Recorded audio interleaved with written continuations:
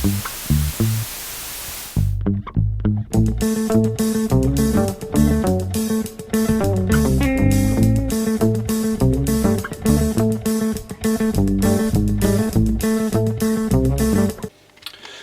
fermiers, amis fermières, bonjour, bienvenue à la ferme, bienvenue sur Cocotte TV. Aujourd'hui je vous présente une souris au look très puissant, vous l'avez sous les yeux. Je vous la présente rapidement. Elle se prénomme la Rat 1 et nous provient de Mad Catz. C'est donc le refresh des séries Rat que nous avions testé il y a fort longtemps. Eh bien, il fallait commencer par une première, c'est la Rat 1. Tout simplement, l'entrée de gamme, 29,90 € n'est pas bien cher. Et vous allez le voir, il y a des choses intéressantes, d'autres qui le sont moins. Ce qui est sûr, c'est qu'au niveau du packaging, entrée de gamme oblige, on a une simple boîte en plastique et rien de particulier, y compris du côté du bundle où on a seulement deux petits dépliés en papier. Le premier pour le guide de l'utilisateur, le deuxième pour les clauses de garantie, mais ça vous connaissez.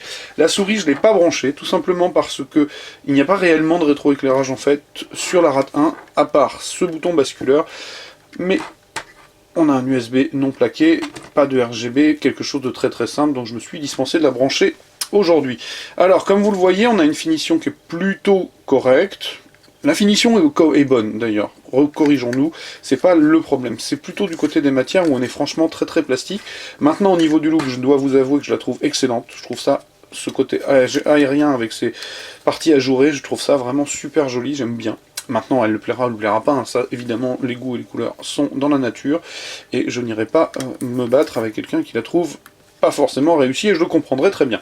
Maintenant, la réalité, c'est que la finition est bonne, elle est très plastique, ça c'est indéniable.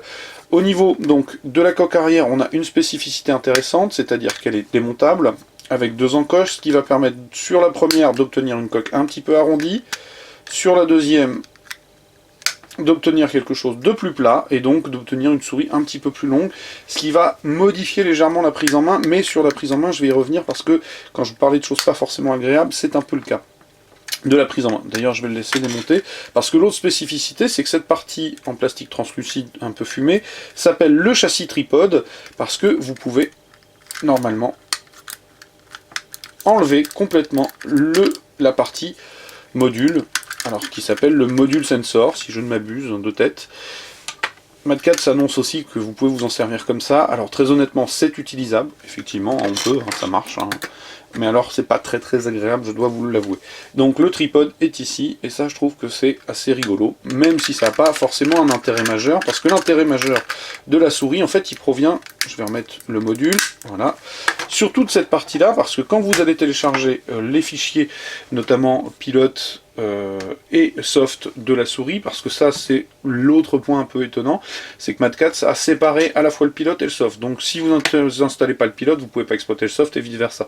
Donc il faut installer les deux fichiers, c'est à noter. Et vous avez la possibilité de télécharger un petit zip dans lequel vous allez trouver un certain nombre d'autres parties arrière, comme celle-ci tout simplement, mais sur des fichiers compatibles CAO et imprimante 3D. Donc vous pourrez soit avoir des grilles plus longues, des parties plus larges, etc. etc. Il y a, si je ne m'abuse, 3 types de parties et 3 types de grilles, donc c'est plutôt rigolo.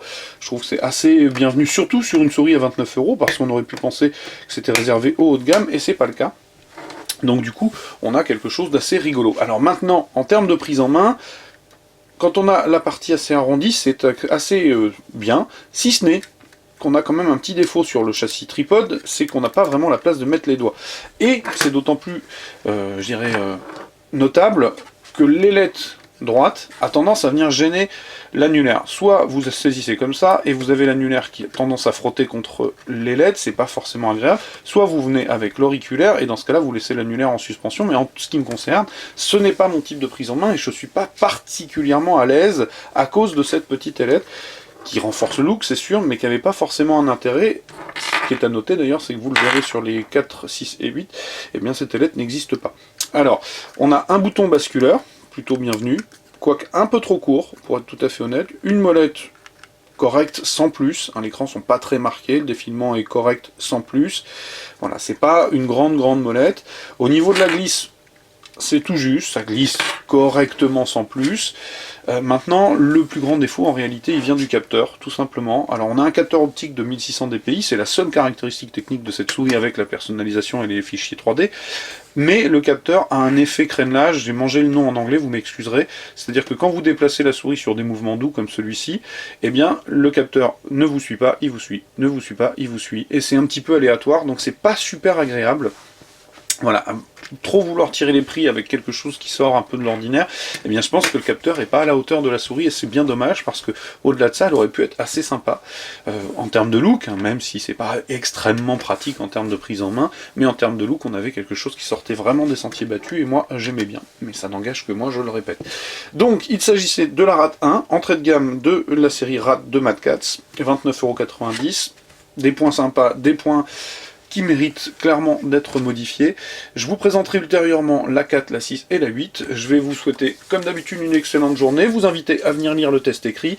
Je vous dis donc à très bientôt et surtout au revoir.